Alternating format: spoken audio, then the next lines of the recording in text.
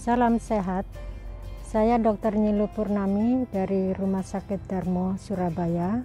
Sehari-hari sebagai spesialis THT KL. Saya ingin memperkenalkan bahwa kita perlu untuk menjaga kesehatan pendengaran sebaik-baiknya. Pendengaran yang sehat merupakan modal untuk komunikasi yang baik. Jadi untuk itu maka kita perlu mengetahui bahwa pendengaran kita sebetulnya harus dijaga, jangan sampai menjadi sakit.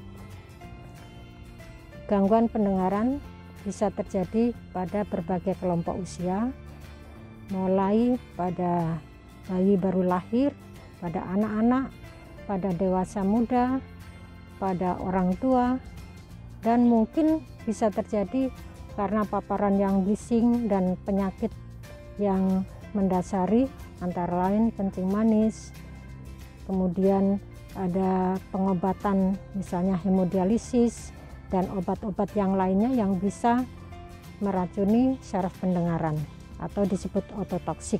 Penyakit yang lainnya yaitu ada yang disebut sebagai kotoran telinga atau serumen, sering terjadi juga pada anak-anak maupun dewasa yang bisa menyebabkan penurunan pendengaran.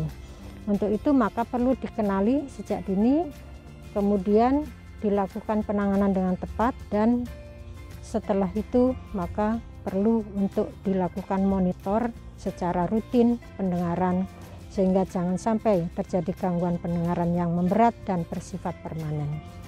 Gangguan pendengaran atau penyakit telinga yang sering terjadi di masyarakat itu apa saja? Yang pertama adalah kemungkinan kalau bayi baru lahir bisa terjadi gangguan pendengaran atau ketulian.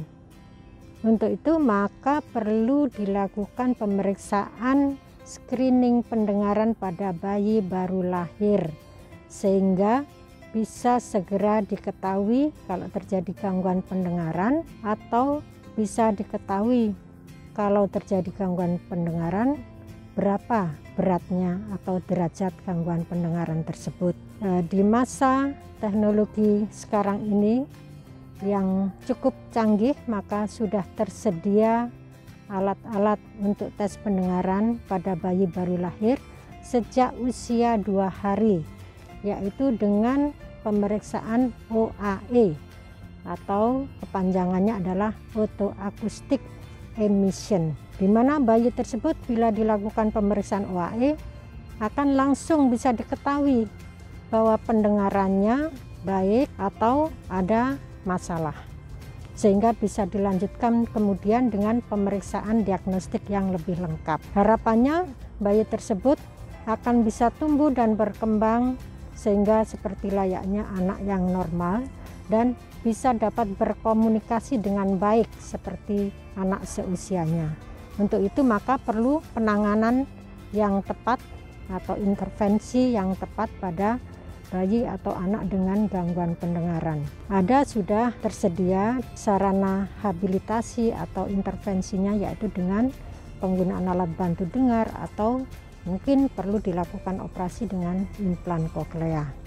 Pada saat ini sudah tersedia penata laksanaan atau penanganan anak-anak dengan gangguan pendengaran tersebut secara komprehensif. Untuk anak yang mengalami gangguan pendengaran yang sudah agak besar, maka biasanya sering terjadi batuk pilek, ya, sehingga menyebabkan gangguan pendengaran juga. Dan anak ini bisa mengalami infeksi telinga tengah atau istilah medisnya otitis media. Pada anak yang dengan gangguan pendengaran atau ada curiga untuk infeksi telinga, biasanya telinga keluar cairan. Nah, untuk itu maka perlu segera diatasi atau dilakukan penanganan dengan tepat sehingga penyakitnya akan bisa segera diatasi, tidak sampai menimbulkan dampak gangguan pendengaran.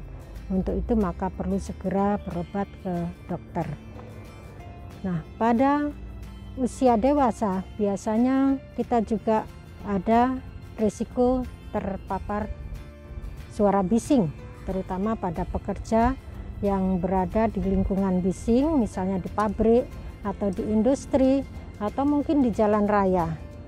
Untuk itu maka perlu dilakukan pencegahan jangan sampai terjadi gangguan pendengaran, yaitu dengan pemeriksaan secara rutin berkala, tes pendengaran atau yang disebut sebagai audiometri, sehingga bisa dideteksi atau dikenali jangan sampai penyakit tersebut atau gangguan pendengaran tersebut bisa memberat. Untuk kelompok usia lanjut, demikian juga merupakan kelompok risiko yang rentan terhadap gangguan pendengaran, di mana bisa terjadi penurunan pendengaran yang tanpa disadari bisa menyebabkan juga gangguan komunikasi, bahkan bisa menjadi dampaknya terjadi depresi.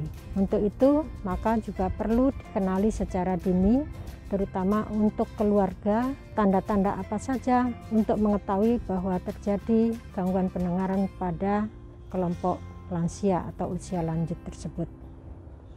Bila ada keluhan atau pertanyaan lebih lanjut, silakan berkonsultasi ke dokter spesialis THTKL Rumah Sakit Darmo Surabaya. Salam sehat.